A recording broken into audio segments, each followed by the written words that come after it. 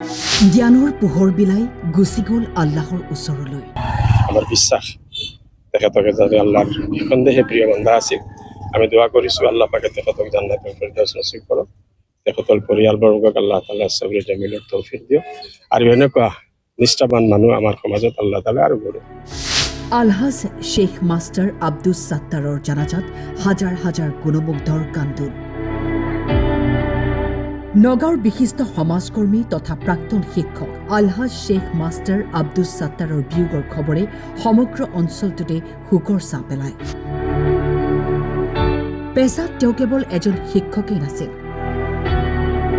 কেৱল শ্ৰেণীকোঠাতে আবদ্ধ নাথাকি তেওঁ সমাজৰ শৈক্ষিক উত্তৰণৰ বাবে আহুপুৰুষাৰ্থ কৰিছিল।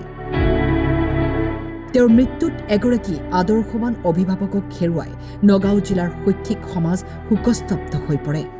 মাস্টাৰ আব্দুল সত্তাৰ সাহেব ৰহমতুল্লাহ আলাইহি ইন্তেকাল আমাৰ সমাজেৰ কাৰণে আৰ বিশেষকৈ শিক্ষা জগতৰ কাৰণে এই অঞ্চলত এটা অপূৰণীয় ক্ষতি। তেখেত একে সময়তে প্ৰাইমাৰী স্কুলৰ শিক্ষক আছিল, লগতে দিনী ইছলামৰ যিটো অতি মৌলিক আৰু প্ৰাইমাৰী শিক্ষা বুনিয়াদী শিক্ষা যাক কোৱা হয়, সেই শিক্ষাত তেখেত এগৰাকী অতি একনিষ্ঠ আৰু আজীৱন এগৰাকী কৰ্মী আছিল। শিক্ষকতা স্কুলত তেখেতে কৰিছিল, তাৰ পৰা চৰকাৰী হয়তো কিবা এটা পাৰিতোষিক পাইছিল, স্বাভাৱিকতা পায় সকলোৱে। কিন্তু এই জগতত দিনী শিক্ষাৰ ক্ষেত্ৰত, দিনৰ প্ৰাইমাৰী বুনিয়াদী শিক্ষাৰ ক্ষেত্ৰত তেখেতে যিটো আজীৱন সেৱা আগবঢ়াইছে, সেই সেৱাৰ কোনো পাৰিতোষিক কোনো বিনিময় তেখেতে জীৱনত কোনো লোৱা নাই। আৰু এই কামটো আমি যিমান দূৰ দেখিছোঁ, মই দিনতালী বৰ্ডৰ এগৰাকী সাধাৰণ সম্পাদক হিচাপে তেখেতৰ জীৱনৰ কৰ্ম মই দেখিছোঁ। কেৱল বিনিময় লোৱা নাই এনেকুৱা নহয়, ইয়াৰ পৰা কিবা এটা যে বিনিময় লোৱাৰ সুযোগ আছে সেই কথাটো তেওঁ জীৱনত কোনোদিন চিন্তা কৰিছে বুলি আমাৰ অনুভৱ। আৰু এনেকৈ নিষ্ঠাৰে কাম কৰিছিল যে বহু মানুহে নিজৰ ব্যক্তিগত কামো এনেকৈ নকৰে। তেওঁ নিজৰ পৰিয়ালৰ, নিজৰ সতি সন্তানৰ কাৰণে, ল'ৰা ছোৱালীৰ কাৰণে, উন্নতিৰ কাৰণে যিখিনি ভাবিছিল সেইখিনি তেওঁৰ মনৰ কথা তেওঁ জানিব। কিন্তু আমি তেখেতৰ লগত উঠা বহা চলা ফিৰা যিখিনি দেখিছোঁ, তেওঁ সমাজৰ ল'ৰা ছোৱালীখিনিৰ কাৰণে, মুছলমান ল'ৰা ছোৱালীৰ ভৱিষ্যতৰ কাৰণে, দিনী শিক্ষাৰ কাৰণে, পাৰ্থিৱ শিক্ষাৰ কাৰণে নিজৰ সন্তানতকৈ মোৰ এটা ধাৰণা বোধহয় অলপ বেছিকৈ ভাবিছিল। নিজৰ সন্তানৰ কাৰণে দিনটো যদি এঘণ্টা ভাবিছিল, এওঁলোকৰ কাৰণে 12 ঘণ্টাই তেওঁ ভাবিছিল আৰু সেই হিচাপে তেখেতে কাম কৰিছিল। গতিকে আমি আল্লাহৰ ওচৰত আমাৰ এটা আশা, আমাৰ বিশ্বাস তেখেতকে যাতে আল্লাহৰ সন্দেহে প্ৰিয় বান্ধা আছিল। আমি দোৱা কৰিছোঁ আল্লাহ পাকে তেখেতক জান্নাতুল ফিৰদাউছ নসিব কৰক। তেখেতৰ পৰিয়ালবৰ্গক আল্লাহ তাআলা সবৰে জামিলৰ তৌফিক দিয়ক। আৰু এনেকুৱা নিষ্ঠাবান মানুহ আমাৰ সমাজত আল্লাহ তাআলা আৰু গঢ়ক।